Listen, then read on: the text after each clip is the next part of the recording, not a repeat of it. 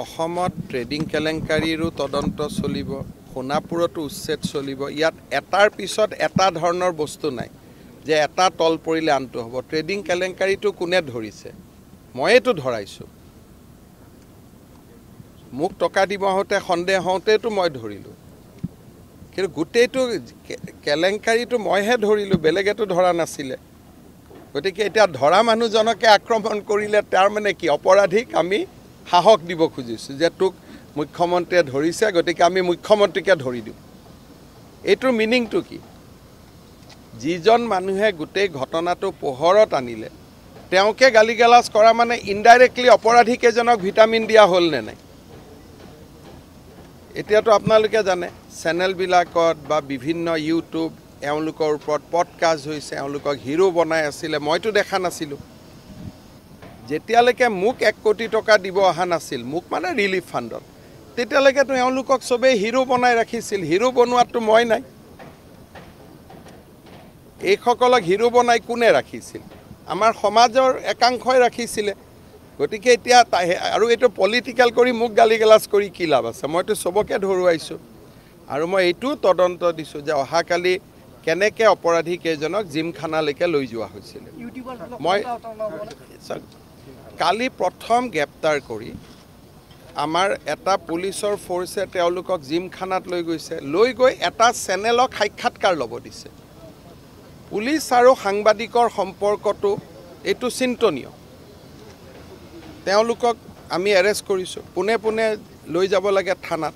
লৈ নগৈ জিমখানাত লৈ আহি পেলাই এটা চেনেলক আকৌ তাৰ ইণ্টাৰভিউ ল'ব সুবিধা দিয়া হৈছে। মই নিজে 7:30 বজাত ইণ্টাৰভিউ চাই আছোঁ। তেতিয়া মই DGPক ফোন কৰিলোঁ, আৰে মই ইণ্টাৰভিউ চাই আছোঁ, মানুহ থাকিব লাগে লকআপত, ইয়াত ইণ্টাৰভিউ হৈ আছে। কেছটোৰ পিছত মইহে লাগি আছোঁ। মই মুম্বাইত আছিলোঁ। ৰাতিপুৱা মই ছাডেনলি টিভি চাওঁতে দেখিছোঁ, আপোনালোকে সেই চেনেলটোৰ তলত দৰ্শকত মোৰ নামটোও দেখিব। মই চাই আছোঁ। মই দেখিলোঁ যে আৰে ইটো জেলত থাকিব লাগে, ই কেনেকৈ ইণ্টাৰভিউ দি আছে। তেতিয়া মই ফোন কৰি হুলস্থুল লগালোঁ। গতিকে মইতো ইয়াৰ পিছতে লাগি আছোঁ আৰু আজি আমি কেবিনেটত সাহসী সিদ্ধান্তটো ল'ম ইয়াৰ ওপৰত। সেইবিলাকত কোনো ইছ্যু নাই। কিন্তু ঘটনাটো হ'ল যে মই ইমানখিনিলৈকেও মই এইটোত সন্তুষ্ট নহয় যে তেওঁক গ্ৰেপ্তাৰ কৰি তেওঁলোকক ডাইৰেক্টলি থানাত লৈ যাব লাগিছিল। এবাৰ জিমখানাত লৈ আহি এটা চেনেলক সাক্ষাৎ কৰাৰ সুবিধা। এতিয়া গোটেই কথাবিলাকৰ মাজত আপোনালোকে ক'ৰবাত সোমাই আছে, কোনোবা ইউটিউব, কোনোবা চেনেল। ঝামেলাটো আপোনালোকৰ পৰাই আহেগৈ, ঝামেলাটো মোৰ পৰাতো নাহে। এই গোটেই ঝামেলাবিলাকো আপোনালোকে এনেকৈ বিয়া খাব গৈছিল, কি খুৱাইছিলে, কি খাইছিলে, যিবিলাক এতিয়া ইউটিউব ওলাই আছে, এইবিলাকতো মই কৰা নাই। আৰু আধা ইউটিউবক চাব লোকসভা ইলেকশ্যনৰ সময়ত এই আধা ইউটিউব চেনেলে মোক গালি পাৰি আছিল। ব্যৱস্থাৰ কি ল'ব? এতিয়া আপোনালোকে কিবা দেখুৱালে আপোনালোকক মই কি ব্যৱস্থা ল'ব পাৰোঁ? দেশততো মই যদি আপোনালোকক এৰেষ্টো কৰোঁ, হাইকোৰ্টে বেল দি দিব, ক'ব যে সংবাদ মহলৰ ওপৰত কিয় আক্ৰমণ চলাইছে। এতিয়া সাংবাদিকৰ ওপৰত ব্যৱস্থা সাংবাদিকে নিজে ল'ব লাগিব। চৰকাৰেতো আৰু সাংবাদিক ইউটিউবাৰৰ ওপৰত চৰকাৰে ব্যৱস্থা ল'ব নোৱাৰে। আৰু যিমানবোৰ ইউটিউবাৰে এওঁলোকৰ ইণ্টাৰভিউ লৈছিল, আপোনালোকে চাব লোকসভা ইলেকশ্যনত এই আটাইবোৰ ইউটিউবাৰে বিজেপিক গালি গালাজ কৰি আছে। নাই, এইবিলাক ইউটিউব পডকাষ্ট আৰু এইবিলাক তাৰে ভাগ ভাগ আৰু য'ত বাজিছে বাজিছে আৰু। মই ক'ত ডিব্ৰুগড়ত ধৰিছে, ডিব্ৰুগড়ত আমি ভায়েকক মুজাফৰপুৰত ধৰিছে, এই দুজনক ডিব্ৰুগড়ত ধৰিছে। এইটো ময়েতো ক'লোঁ যে মই বেয়া পাইছোঁ বুলি। সেইটো ৰাজ আতিথ্য দিয়া নাই, এটা চেনেলক সহায় কৰিবৰ কাৰণে লৈ গৈছিল। এইটো আৰক্ষীক দোষ দি লাভ নাই। আৰক্ষীক চেনেলটোৱে ইণ্টাৰফেয়াৰ কৰি দিলে, কাৰণ সেই চেনেলটোৱে কিবা কাৰণত আৰক্ষীজনক ইনফ্লুৱেঞ্চ কৰিলে। গতিকে ঘটনাটোৰ পিছফালে চেনেল আৰু সাংবাদিকহে আছে। এতিয়া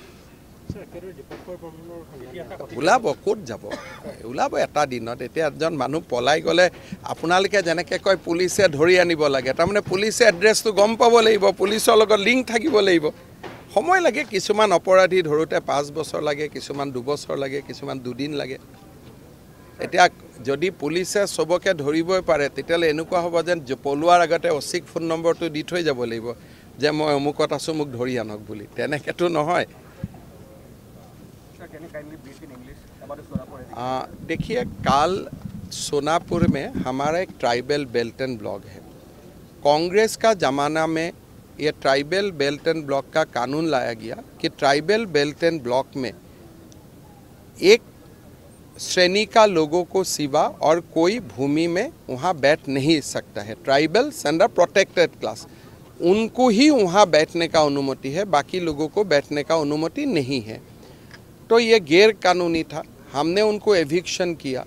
फिर कांग्रेस ने कल उनको बहुत सारा इंस्टिगेट किया कि आप लोग को एविक्शन नहीं करना चाहिए था, एविक्शन गलत है।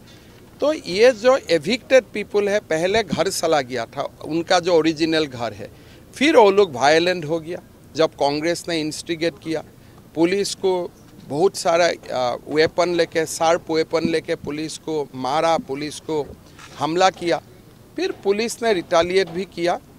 अभी ठंडा है, एविक्शन चल रहा है, लेकिन यही लोग रेल पट्टी का ऊपर भी आ गया है।